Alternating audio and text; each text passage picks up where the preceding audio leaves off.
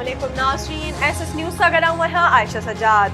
नाज़े सभ खां पहिरीं हिन वक़्त जी हेडलाइंस ते नज़र विझंदासीं। इस्लामाबाद हाई कोर्ट इमरान ख़ान जे वकील खे मुबैनातीअ जे काग़ज़नि में ज़ाहिर न करण ते लिखत में जवाब जमा कराइण लाइ मोहलत ॾेई छॾी। चीफ जस्टिस आमिर फारूक इमरान ख़ान जी नाअहली वारे केस जी ॿुधणी।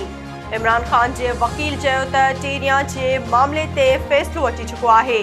अदालत चयो त तव्हां उन बाबति पंहिंजो जवाब लिखत में जमा करायो। अदालत ॿुधणी 19 जनवरी ताईं मुलतवी करे छॾी। परॾेही वज़ीर बिलावल भुट्टो ज़रदारी चयो आहे त मोदी लाइ हुन जेको कुझु चयो उहा हक़ीक़त आहे, पर बीजेपी अॻवान संदसि सिर जी क़ीमत 2 करोड़ रुपया रखी शर्मनाक हरकत कई आहे।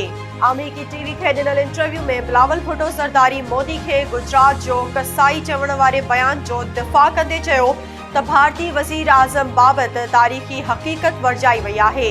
मौजूदा हालतुनि में तकड़ियूं चूंडूं मुल्क जे मुफ़ाद में नाहिनि। बलोचिस्तान जे ज़िले लसबेला जे शहर बेला में सिलेंडर धमाके जे नतीजे में ज़ख़्मी थियल 10 ॼणा कराची जी सिविल अस्पताल में फ़ौत थींदड़नि जो अंग वधी 12 थी वियो। सिविल अस्पताल में वाक़े में 13 ज़ख़्मियुनि जी हालत ॻणिती जोगी ॿुधाई पई वञे। सिंध हाई कोर्ट में MQM ऐं जमात इस्लामी जे बाख्तियार मकानी निज़ाम बाबति दाख़िल दरख़्वास्तुनि ते ॿुधणी।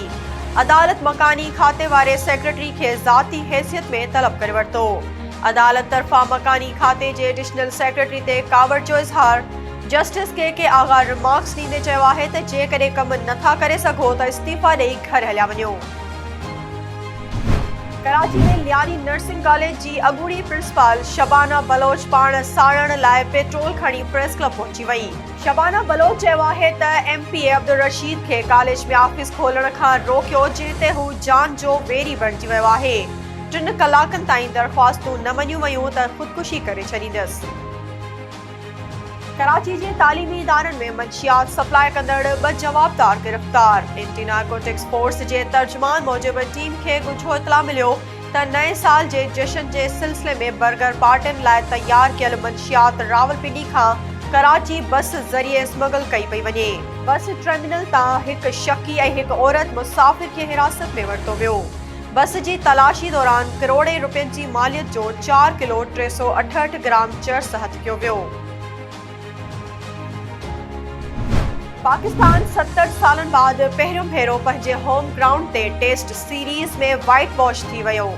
कराची में खेॾियल आख़िरी टेस्ट में इंग्लिश टीम पाकिस्तान तरफ़ां ॾिनल 167 रन्सुनि जो टारगेट 2 विकेटुनि जे नुक़सान ते पूरो करे वरितो ऐं 3 टेस्ट मैचुनि जी सीरीज़ 3-0 तां पंहिंजे नाले करे वरिती। नाज़रीन, ही हुयूं हिन वक़्त ताईं जूं हेडलाइंस। वधीक तफ़सीली ख़बरूं असांजे YouTube चैनल ते ॾिसंदा।